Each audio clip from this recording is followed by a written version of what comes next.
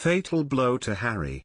Prince Edward becomes Counsellor of State, kicked Sussex out of royal. Princess Anne and Prince Edward have been tipped by a constitutional expert as the obvious candidates to join the existing pool of Counsellors of State. This comes amid reports ministers and senior palace officials are finalising plans to be put before Parliament to extend the number of people who can step in and carry out some constitutional duties on behalf of the King in case of his absence from the country or illness. According to the current law, the royal eligible to become a Counsellor of State after Princess Beatrice, who is ninth in line to the throne, would be her sister Princess Eugenie, followed by Prince Edward and Princess Anne, respectively 13th and 16th in line to the throne. The fact that constitutional duties may be carried out by Prince Andrew and Prince Harry, who have relinquished their senior roles within the firm, or Beatrice, who never carried out public duties, have come under increased scrutiny over the past few weeks, with various experts calling for the law to be amended. Discussing the issue of the Counsellors of State before the publication of the latest reports regarding possible plans being drafted on the matter, constitutional expert Dr. Craig Prescott told express.co.uk, the existing situation is not ideal. If the King is going to be out of the country for several months, then I believe that this issue need to be considered.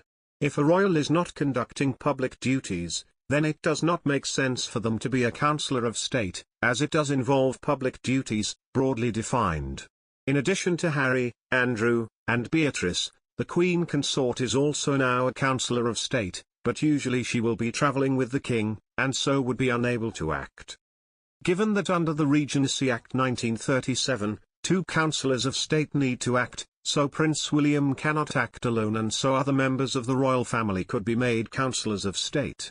Obvious candidates to add to the pool of counsellors are Prince Edward and Princess Anne, who as it is conducts investitures. The proposals, shared by the Daily Mail, would see the number of the current counsellors growing to include full-time working royals rather than replace non-working members of the firm who currently hold this position. The role of counsellors is regulated by the Regency Act 1937 and Regency Act 1953, and only an Act of Parliament can modify it. When King Charles formally appointed Rishi Sunak as Prime Minister, it was a historic first for the new monarch.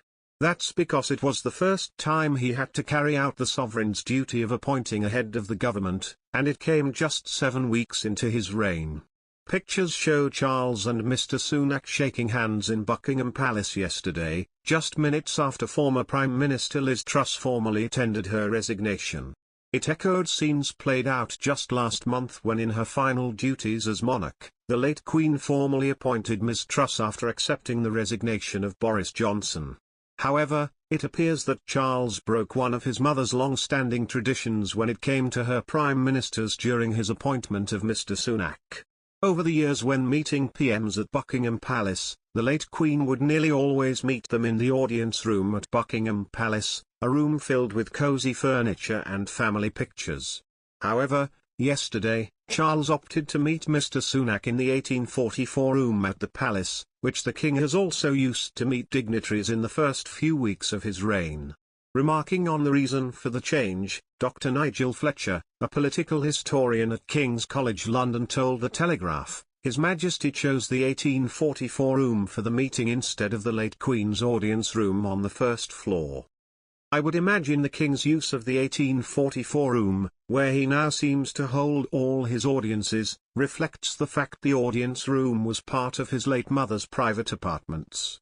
Earlier this month, it was reported that Charles may never live at Buckingham Palace as his move to the monarch's official residence has been put on hold.